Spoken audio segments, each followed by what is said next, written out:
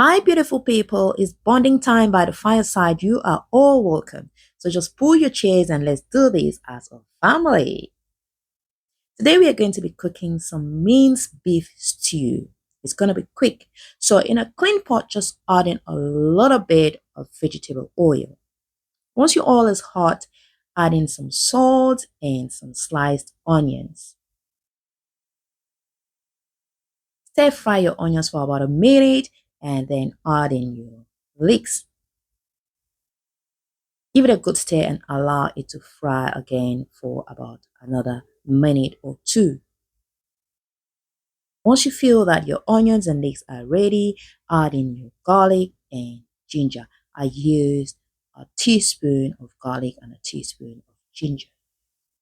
Stir fry and then go in with your meat. At this stage, the garlic and the ginger must have covered your entire kitchen and it must be smelling so beautifully. Cover your pot and let it simmer until your meat is ready. So our meat has been cooking beautifully in its own juice, and it is time to add in our sliced scotch bonnet pepper for that heat. This is optional. Then add in your sliced tomatoes. I use two medium-sized tomatoes and 1 tablespoon of tomato paste. Give that a beautiful stir and allow it to simmer. Add in your seasonings. So for our seasoning, we're going to be using some bay leaves. I'm using 2 bay leaves, 1 teaspoon of my all-purpose homemade seasoning, half a teaspoon of thyme, and half a teaspoon of oregano, dried oregano and dried thyme. Give that a beautiful stir. Add about a teaspoon of love or more. Cover and let it simmer. At this stage, your kitchen smells like wow. Add in your vegetables. So we are adding in our carrots, our diced potatoes, and some green peas.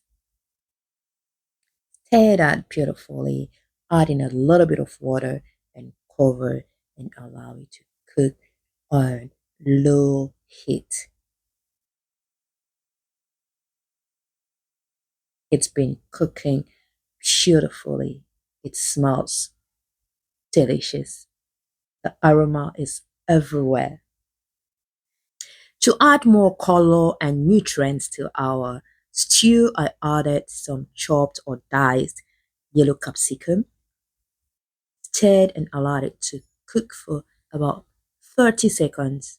And then I went on to garnish it with some sliced parsley.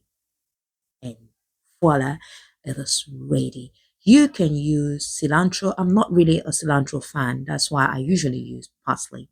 So at this stage, our food is ready and it looks so beautiful. It looks lovely. I mean, who doesn't want to give this a try? Woo! So I used mine to enjoy with some injera. I took the Ethiopian route, but you can use anything. You can pair this with some rice, some fried plantain, some pasta, just name it. You can even have it with some baguettes. All right. Thank you so much for watching.